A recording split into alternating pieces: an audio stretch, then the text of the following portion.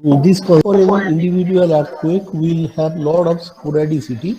So when we try to draw the earthquake for a particular region, then there are some standard 20 or 30 earthquakes we choose, and then from their response, and we pick up the maximum response from each of them. That means maximum acceleration in this particular case, and then taking the average, we plot a smooth earthquake. I mean, still there may be some, when we are averaging, then the spectrum becomes smoother, but still there can be some kinks. So we ultimately put, we just, I mean, on the safe side, we make it smooth, and then ultimately we make a spectrum like this.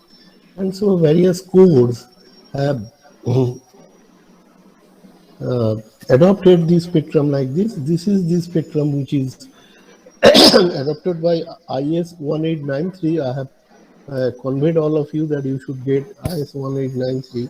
So if you look at the page 13, then you will be able to understand that there are two spectrum. The first spectrum is little bit simplified, and then the second spectrum is the exact one which is used for dynamic analysis. This first spectrum is used for pseudostatic analysis. That means a little bit simplified analysis. Can you please turn the page 13 of the code? Let me see. When we started our discussion, we found that our design quantity is the maximum shear force in the columns. If we go to this figure, then when this x will be maximum, then the maximum stress will, maximum bending will occur in these columns, and maximum stress naturally will occur in this column. So the maximum stress, and we have to design for the structure such that it can face the maximum stress what is coming. So actually we should use Kx max. But while doing so, people faced some problem. The problem is that it is really very difficult to estimate the K properly, because most of the time, you know that we are doing these mistakes. Most of the time we like to use a finite element package, where subtract package, where we use the structure as a model, the structure as a bare frame. We thought that these bricks are of no use, they are just creating the dead weight. So we are for this walls, we think that they are just only being used for separation, these masonry walls, and that's why we put their weight as a dead weight. But this is true for vertical loading, that means for gravity loading, but this is not true for lateral loading. You just try to understand this situation, that if there is a reinforced concrete panel, that means reinforced concrete beam column, and if that is filled up by brick, then if you push it by any lateral force, like the one earthquake pushes or wind forces pushes, so what will happen, that this will try to, I'm just, I have drawn in an exaggerated way. So this will try to bend in this form. And while bending in this form, you try to visualize that this diagonal is extending in length, isn't it? But this diagonal is being shortened in length. Is tending to be most like a parallelogram, not exactly a parallelogram, because these are not the straight lines, these are curves, but one diagonal is extending and one diagonal is shortening. Now the diagonal what is extending, there what will happen, that machinery cannot take any tension. So what will happen, that the machinery will be separated from the wall. It will not offer any resistance. But the diagonal which is trying to be shortened, so that will generate a compressive force on the masonry, and masonry will offer so much of masonry, that means there will be a thick uh,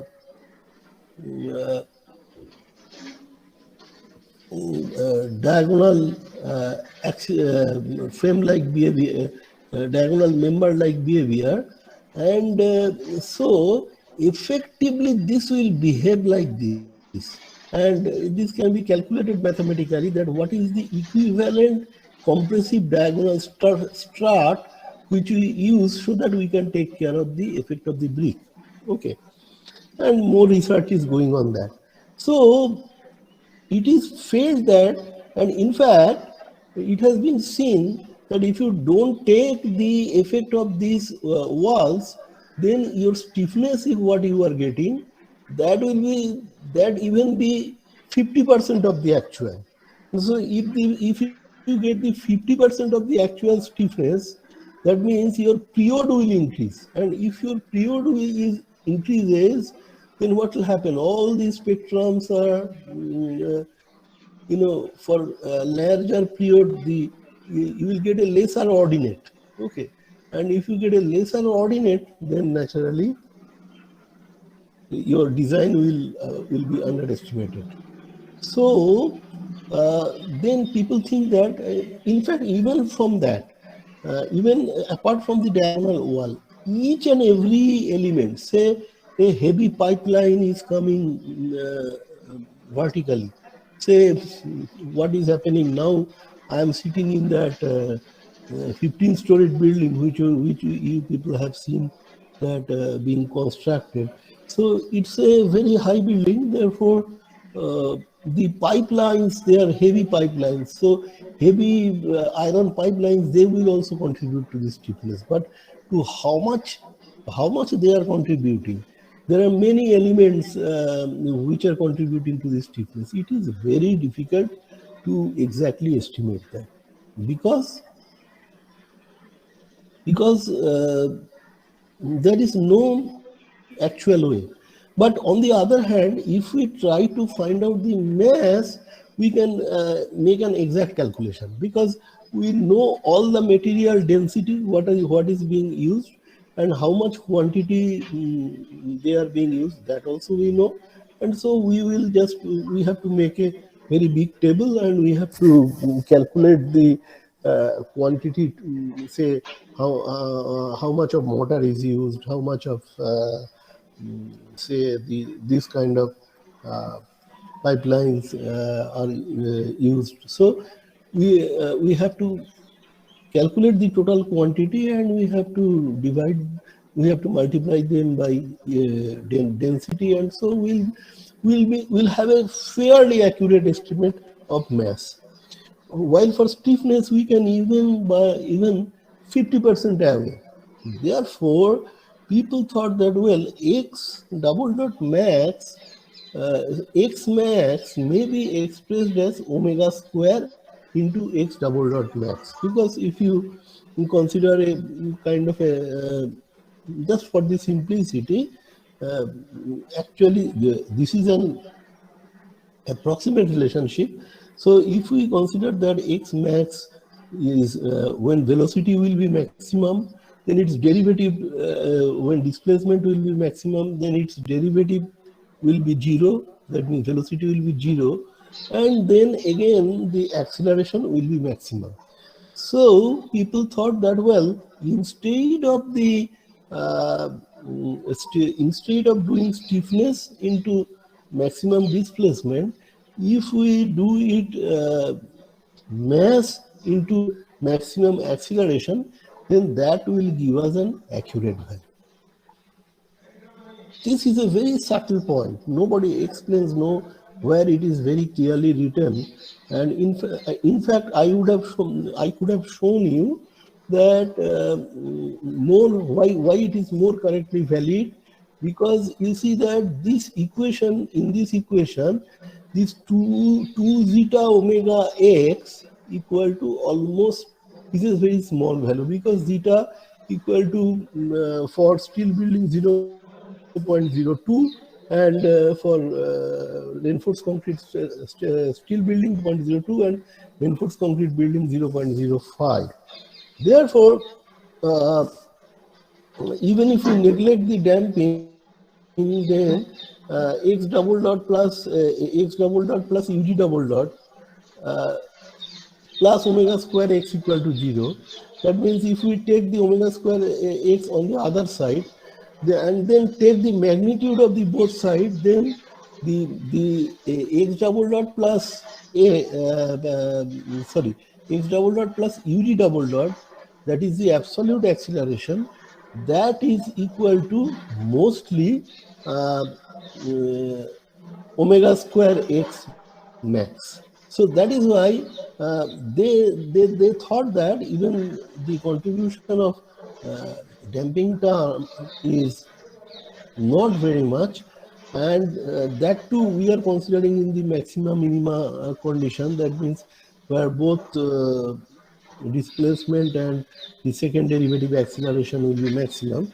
So it has been calculated and it has been seen that this is giving a much more reasonable value than estimating k, because estimating k is becoming a very difficult thing, and now people don't understand the physical issues. People just keep on modeling with this kind of a bare frame, and so they are absolutely doing mistakes. So they suggest this way, that you calculate m into x double dot max, that means omega by w by g, that means weight by g, into the spectral acceleration. The x double dot max is known as the spectral acceleration. It is called s suffix a.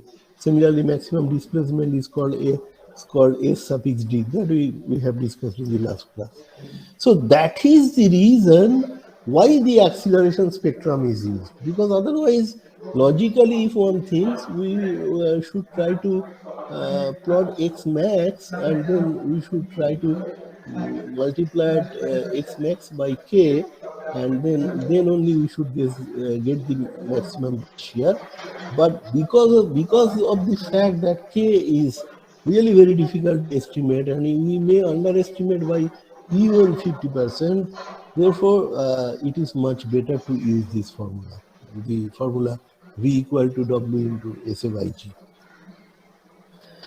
And that is why people thought that, well, then when you will calculate the period, then you did not estimate k, or you have not gone at up to that level or mass. Then people said, then the period is also coming wrong if we just estimate on the basis of k.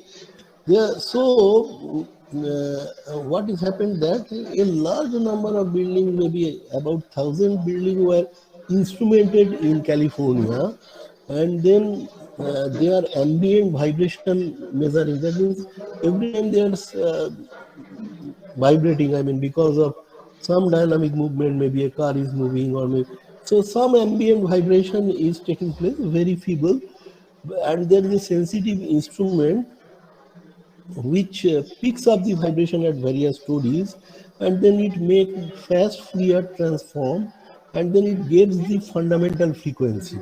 So from that, so they instrumented a large number of buildings, and they made a cast fitting, and then they found that the period formula T is coming as C into its nature is C, some coefficient C, into h to the power alpha. Alpha is also a coefficient, and then they found that if their value is say in the range of point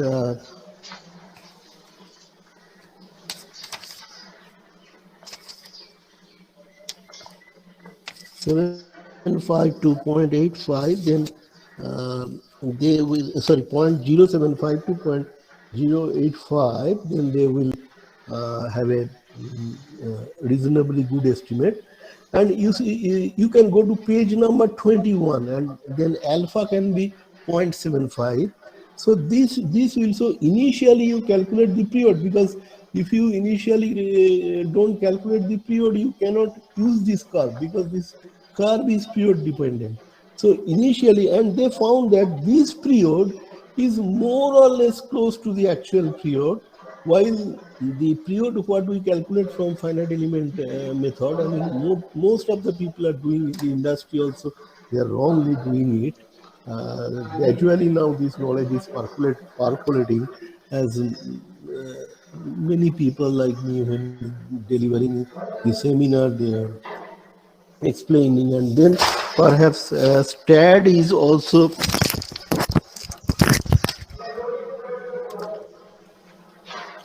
trying to introduce a model, and most possibly SAP has also introduced a model like this. You turn out the page of page number 21 of IS 1893.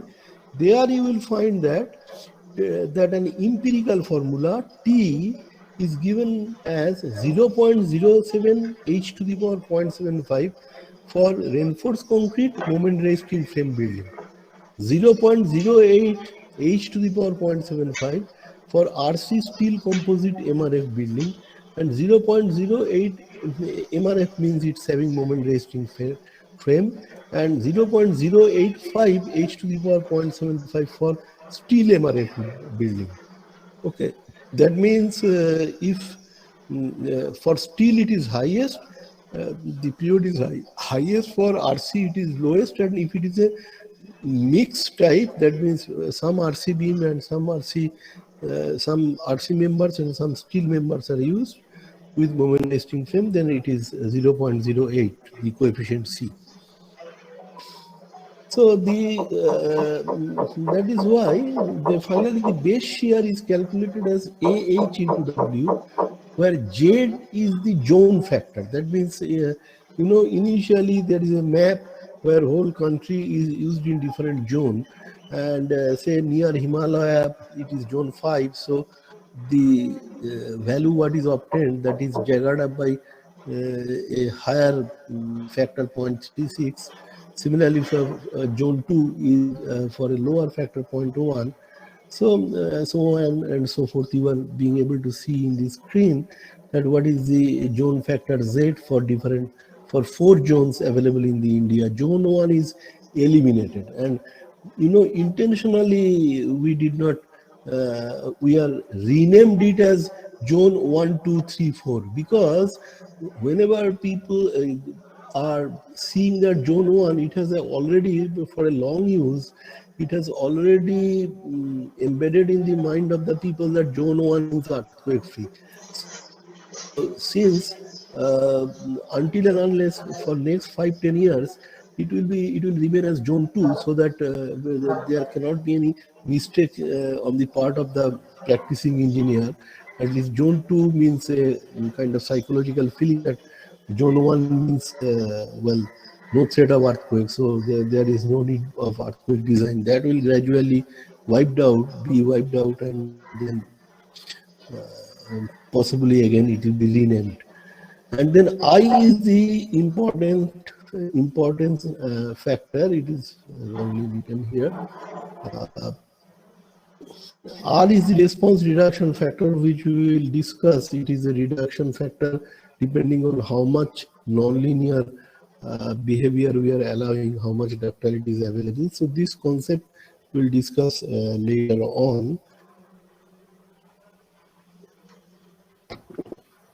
And all these are given in a table, like R is given.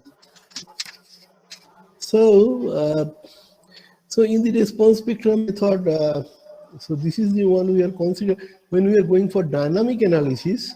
Then we are considering in this decreasing zone 3 curves: type 1 for rock or hard soil, that means this one is for rock or hard soil, and this one is for soft soil. For soft soil, there can be soil structure interaction. Soil can behave like a spring, so the response may increase. Therefore, we are using a higher ordinate. And then for each case, the formula what is being used, that is given here. That means you see for t equal to point t less than point 0.1, that is for this curve. Okay. And then this 2.5, that is for this constant region, and then 1 by t is for this kind of curve. Okay, so that means from 0.4 second onwards, it is becoming the flat curve is ending up, and then this 1 by t curve of gradually decreasing nature, that is working. So, and for equivalent static method, then what we do, since the static method is more accurate, therefore we don't take the risk of uh, considering this increasing region, because in this region, if there is a slight mistake in calculating period, then the response may very quickly go up. So in this region, for safety, we have calculated for static method, we have considered the entire portion is flat, so that we always be on the, for steep structure, that means for lesser period, we always be on the safer side by equivalent static method. And in fact, I am telling you from my long experience that most of the people even could have done equivalent static method in the design offices perfectly, then so much of earthquake failure, so much of human cry would not have taken place in our country, because even that is not followed. Even people sometimes bypass the earthquake design. They do not. They only do it on the basis of 1.5 dead load plus live load. So that is a very saddest part of the story. We academicians are doing a lot, but nothing. I mean, we are able to not being able to percolate the thing so that people interestingly uh, adhere to the adhere what is to be provided in the code. So that's a mistake on a, I mean, there is a communication gap between the academia and the industry, which is almost not there. At least in these two country, three country, I have uh, um, I myself has seen. One is US, another is UK, and another is Japan. So there is no gap in academia and the industry. They run hand by hand. The people come with practical problem to the professors, and they feel it happy to work. So all those things goes on, but unfortunately, in our country, the that bridge is not there. We have to bridge the gap. So with this, sorry, can you try to now solve this question? Consider a SDO single degree of freedom system with mass is this much, stiffness is this much, critical damping ratio is this much. Consider soil to be soft. Using the response spectrum of IS 1893, compute maximum base shear, assuming Z equal to 1.6. Oh, sorry, I forgot to talk about I. I is called the importance factor. That means, for example, say if you talk about a domestic building, if a domestic building is collapsed during the earthquake, then only one family will be affected. But say you think about a community building, say a school building, or say then there people will try to come out, but they will, some of them maybe they are inside, so they will